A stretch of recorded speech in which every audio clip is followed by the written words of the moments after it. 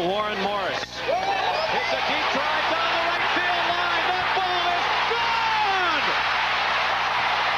LSU wins the College World Series on a home run by Morris. What's up, everyone? Welcome back to the 60 Feet 6 Inches LSU podcast. Thank y'all for joining me. In this episode, I will review the midweek matchup between your LSU Fighting Tigers and the Texas Longhorns. As always, you can find me on the 60 Feet 6 Inches LSU podcast YouTube channel and on Apple, Google, Spotify, and other major audio platforms. If you're viewing this on the YouTube channel, please make sure to subscribe so that you don't miss any of the content throughout the year. On Twitter, the account is at 60FT6IN LSU Pod. Once again, that's at 60FT6IN LSU Pod. Thank y'all for all the interaction. I had a great time last night on Twitter as we were watching the game, going back and forth with some people. If you missed a previous episode, I reviewed the Round Rock Classic, which LSU played in over the weekend, going 2-1. And as always, that content is linked on my Twitter account and podcast and YouTube versions. So let's get into it. LSU versus Texas, future SEC opponents going head-to-head in a marquee midweek matchup. And I did away with the intro for a little while, but I felt after last night, all I had to do was bring that thing back. You know, Gavin Dugas, reminiscence of a little bit of Warren Morris. Not quite high stakes, but a really cool home run for that young man as LSU takes the victory 3-0 down in Austin. So a quick overview of some things that were going on before the game. You know, LSU stayed in Austin after the Round Rock Classic. This is a great midweek game as Jay Johnson decided, well, we're here, might as well play UT and a future SEC rival as they look to join the conference in the next year or two. Then they head home, and they have a 4-game series coming up this weekend versus Central Connecticut State and Butler. Coming into tonight's game, the Tigers were 6-1. Texas came into the midweek matchup with a 3-4 record, losing 3 games to SEC opponents already at the College Baseball Showdown. As a team, Texas was hitting a dismal 224 with only 5 home runs, while LSU, before tonight, was hitting 328 with 10 home runs as a team. The team ERA for the Longhorns was 3.18, and they only allowed opposing hitters to hit 237, so very impressive. But by comparison, LSU's team ERA was 3.98 with an outstanding batting average against of 205. So those pitchers getting it done for the Tigers this year. In terms of fielding, Texas was really below average with a .958 fielding percentage, but once I dug a little deeper, I realized pitchers had kind of committed half of their errors for the Longhorns this year. Preseason, Texas was picked to finish 4th in the Big 12, and they actually went to the College World Series last year, which I forgot about, but that's easy to forget about since they went 2-2. So they barely had time to unpack their bags in Omaha. Coming into 2023, the Longhorns had lost 7 starting players from that College World Series team in 2022. And before tonight's matchup versus LSU, they only had 3 players that were hitting over 300, with Eric Kennedy as a close 4th, batting at 296. So how did the Tigers line up for the midweek matchup versus the Longhorns? It was really the same lineup you saw Sunday versus Sam Houston. Leading off was Dugas playing second base. In the 2-hole was Cruz in center. The 3-hole was Joe Bear in right field. Tommy White was back at DH in the 4th spot. Morgan was back in left field in the 5-hole.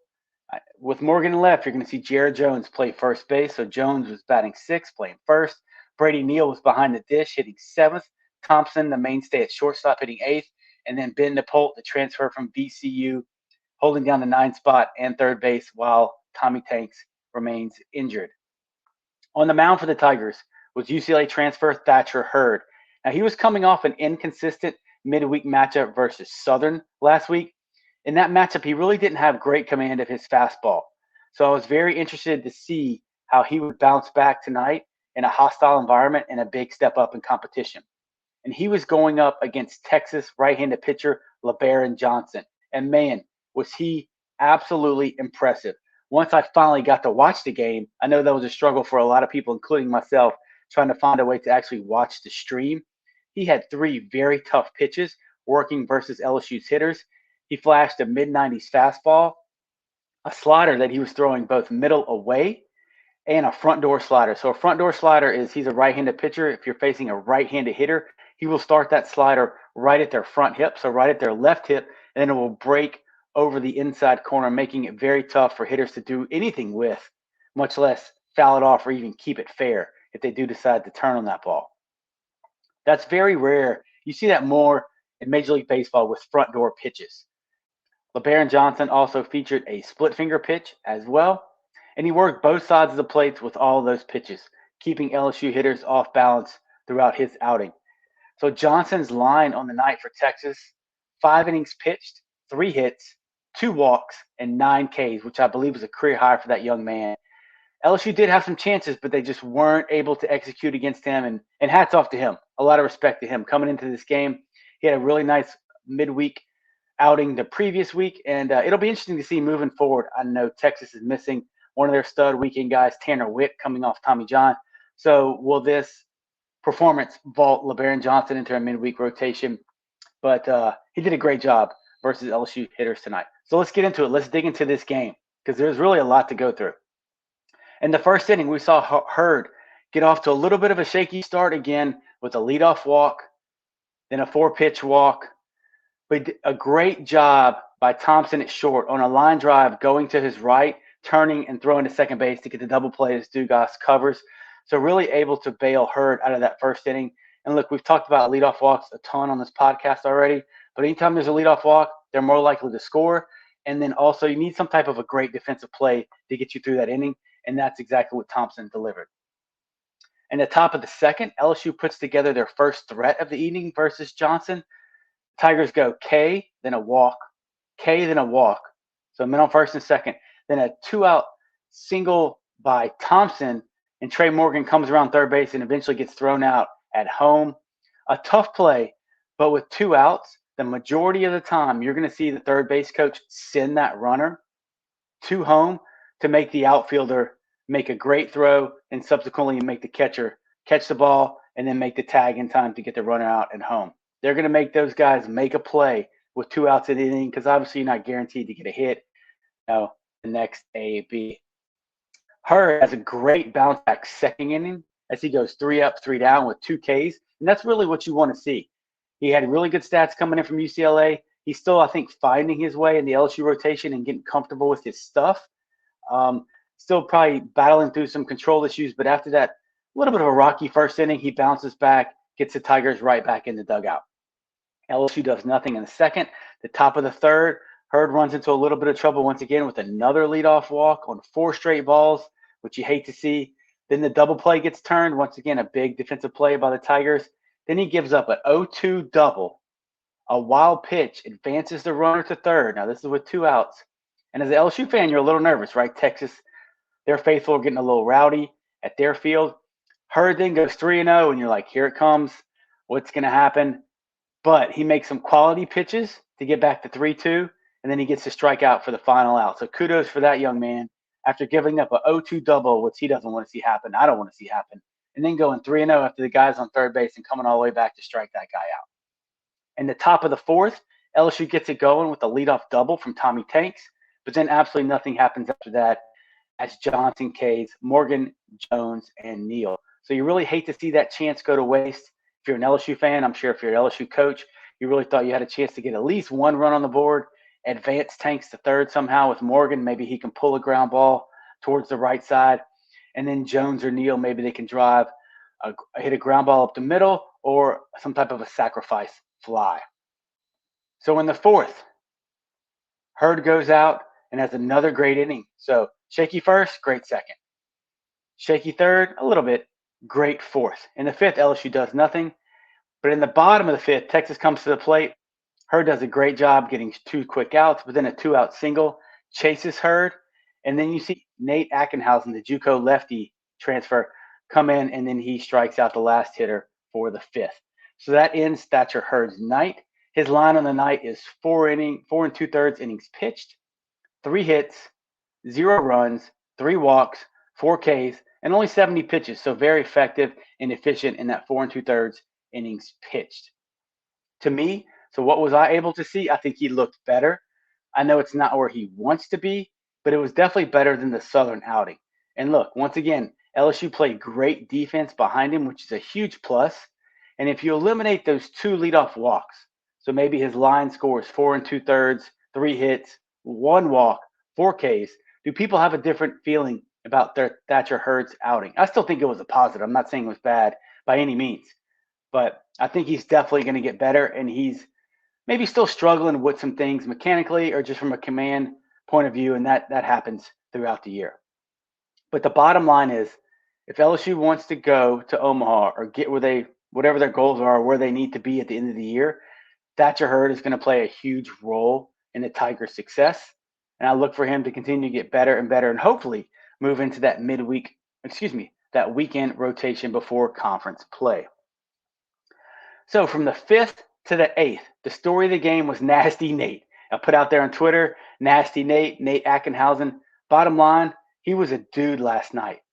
And the JUCO transfer left-handed pitcher really showed the Tiger faithful how good he can be, flashing a low to mid-90s fastball to go along with that devastating low 80s slider, which was effective versus left-handed and right-handed hitters.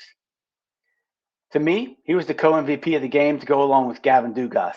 I know that may sound like blasphemy to some of y'all, but he absolutely quieted the Texas bats. Not that they were really threatening, but shut that crowd down, didn't let them get involved anywhere from 5, 6, 7, 8. And at the same time, on the Texas side of things, they just kept running out bullpen arm after bullpen arm, depending on the hitter and the situation. So LSU hitters never really got comfortable seeing one guy for more than maybe 2 or 3 outs in that span. But in the 6th, LSU had runners on 2nd and 3rd with a very shaky left-handed pitcher on the mound for Texas, but they couldn't come through. I definitely thought he was going to give us a pass ball and gift us the run, but he gets Brady Neal to strike out. He finds his command at the very end and gets Neal on the punch out. And the 7th, once again, LSU's threatening. They had 1st and 2nd with 2 outs. I know that's a tough situation, but a single could drive in a run. But Joe Bear K's to end the inning. And really, the Texas hitters are doing absolutely nothing, nada, zero, as Ackenhausen is attacking the zone. And it was just fun to watch, because he needed to keep Texas at bay. A lot of people haven't seen him pitch in an extended outing. So for him to get the ball and just to stay on the mound, I'm sure Jay and Wes Johnson felt very comfortable with leaving him in there. And he kept dealing. He was very efficient. I'll get into some of his numbers later in the pod. Now in the 8th inning, things get a little dicey for LSU. Napolt makes a fabulous diving catch on a bunt attempt in foul territory. But then with 2 outs, the next hitter lays down a bunt. He's left-handed, lays it down towards Trey Morgan. Morgan makes a decision. I don't know if it's right or wrong. Who knows if that ball goes fair or foul. It may look like it was going foul, but he makes a decision to pick it up. And then he kind of stumbles as he's turning towards first base, and he overthrows Gavin Dugas as Dugas is covering first from second. Therefore, the runner advances on the error to second base.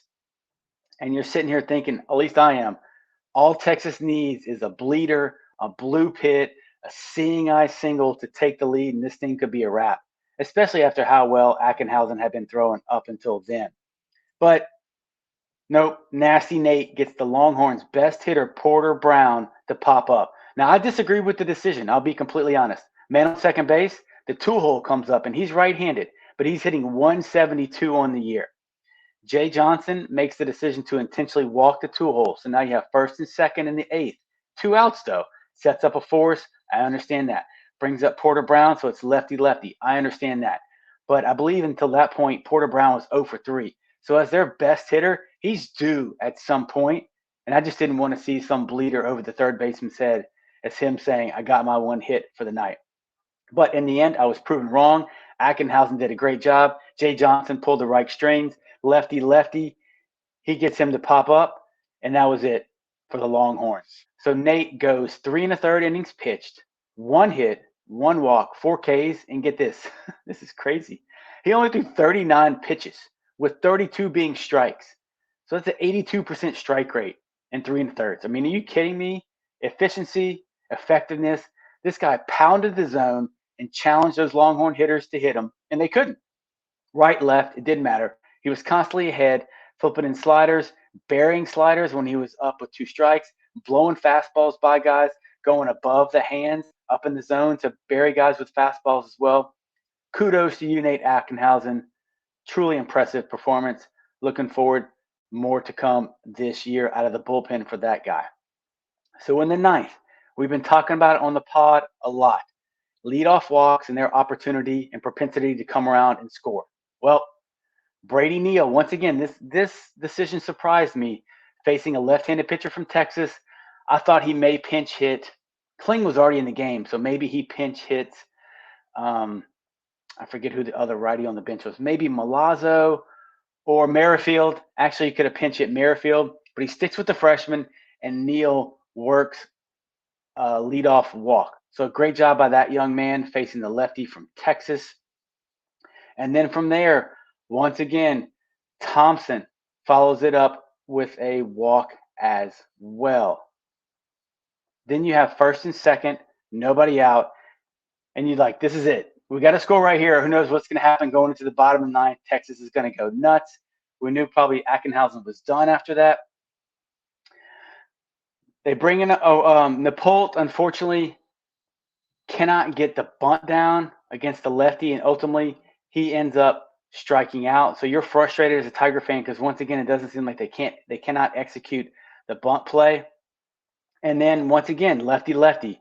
Maybe you think he brings in Merrifield to bunt those guys over. At least it's a righty facing a left-handed pitcher.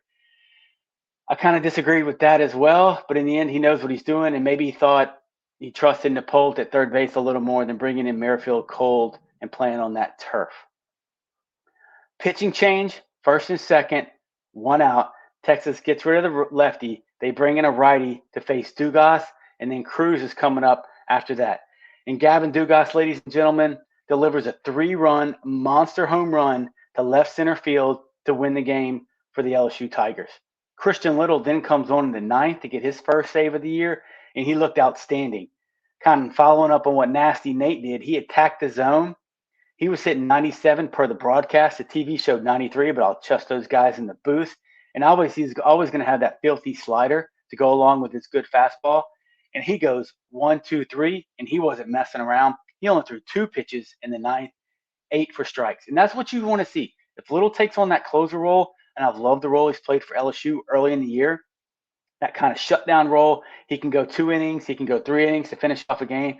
But he came in, he had that mentality of, please try and hit me. Here it is, I'm coming right at you. And I loved his outing right there, especially getting the leadoff out in the ninth and then keeping those fans at bay, not letting them get rowdy and slam the door in front of the Longhorns' face. But the hero of the night, besides Nate, obviously, was Gavin Dugas, number 8, with that big swing. Look, he's had several injuries throughout his career, and he actually had an eye procedure in the spring. So just another setback that young man's had in his career. But to see him solidify his starting position at second base, when a lot of people thought it was going to be a revolving door, he's kind of taken that bull by the horns and inserted himself at second and in that leadoff spot. He's just done a great job. Hats off to him. A true program player, being from Homa, I believe, and just an awesome accomplishment for that young man and something he'll remember for the rest of his life.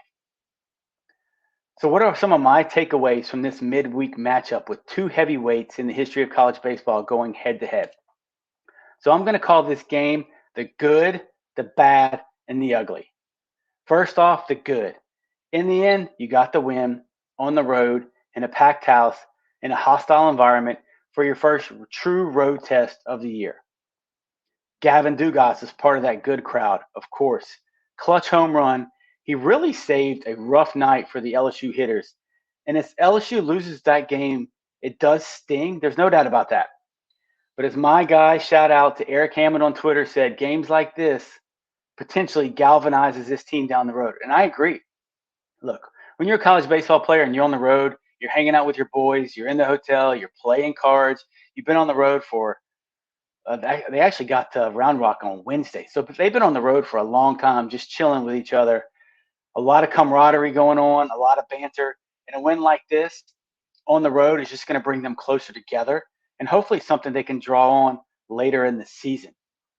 Also in the good, the defense.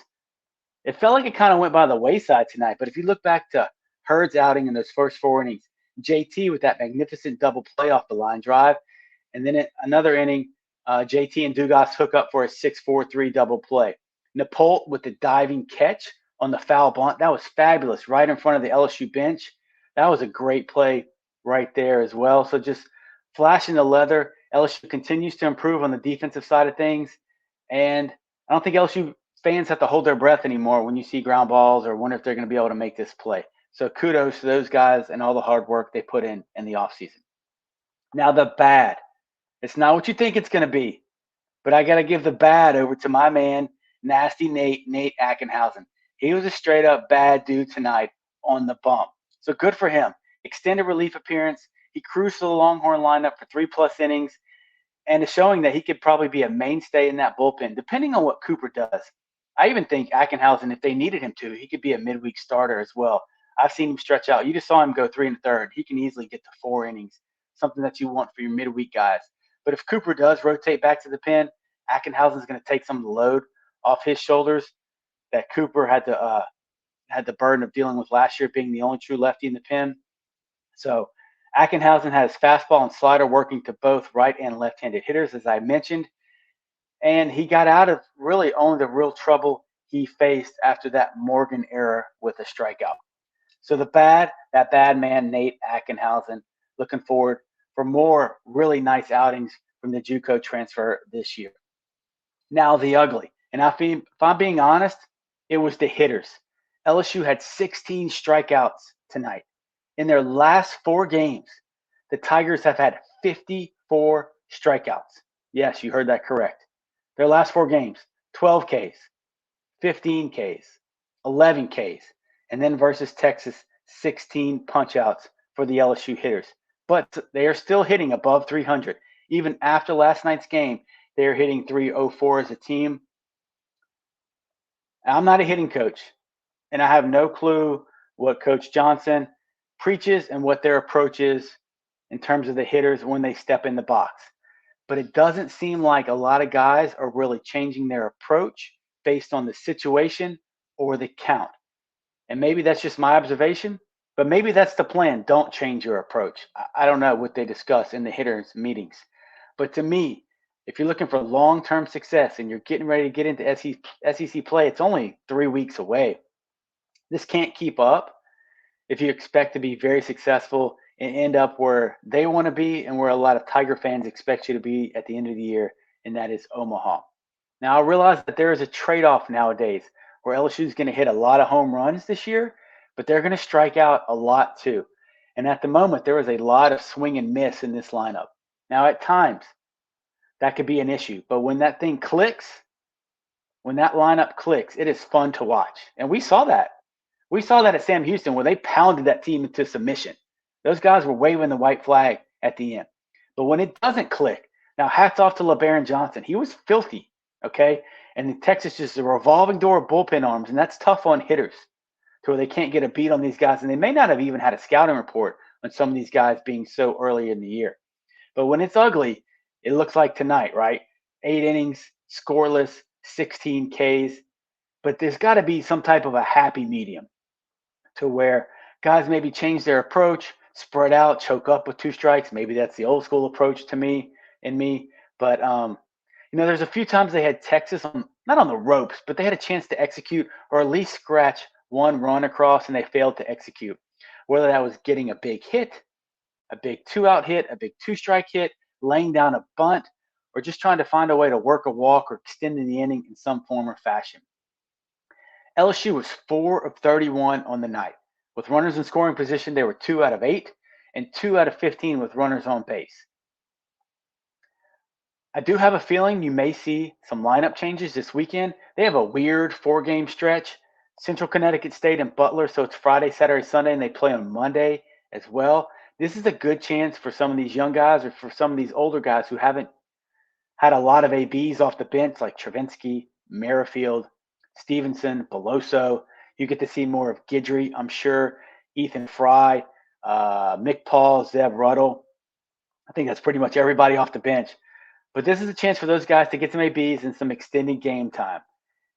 I don't think the competition is tough this weekend. I haven't really dug into those 2 teams a ton, but it's just going to be something to keep an eye on. And also, I'm not making an excuse to where I said that Texas ran out some good arms, because they did.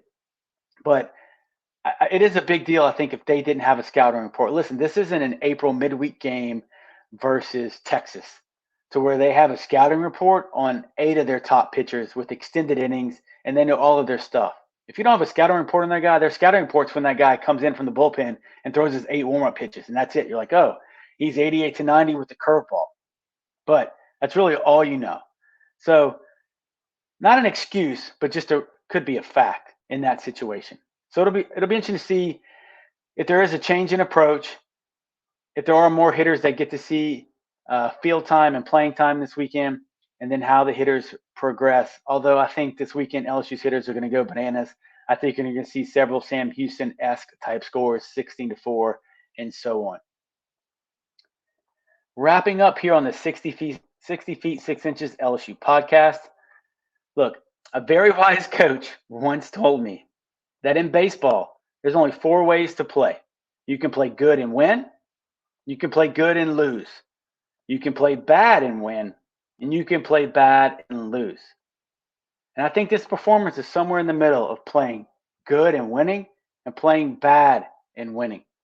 And LSU comes back to Baton Rouge with a win, whether you like it or not. You also have to look at the opponent as well and what they bring to the table in terms of their talent, their history. And this was a College World Series team last year. I know they lost a lot of starters from the hitting side of things, but still a lot of very good coaches on that side of the diamond. When it's all said and done, bottom line, Tiger fans, we're going to take the W. Anytime you can beat Texas, it's a win in any sport. I can't stand the Longhorns, can't stand the eyes of Texas and all that hook 'em stuff. And LSU moves to 7-1 on the season. A fabulous moment for Gavin Dugas, one that he will never forget. And LSU comes back home after being on the road for a very long time with a win. So whether you think they played good and won, played bad and won, ultimately it was a really fun college baseball game to watch. And LSU came out on top. And in the end, that's really all that matters. So that's going to do it for the midweek game review of LSU versus Texas. Thank y'all for tuning in. As a reminder, subscribe to the YouTube channel and follow me on Twitter at 60 feet 6 inches LSU Pod. Once again, that's at 60FT 6IN LSU Pod. Hit that notifications bell so anytime I send out a tweet, it pops up on your timeline. The podcast is always available on Apple, Google, Spotify, and other major audio platforms. Next up, LSU welcomes in Butler Central Connecticut State to the box for Friday through Monday series, as we've discussed. Be on the lookout for the preview podcast for the upcoming weekend series. It's either going to drop Thursday afternoon or Friday morning. So until next time, y'all stay safe, and as always, go Tigers.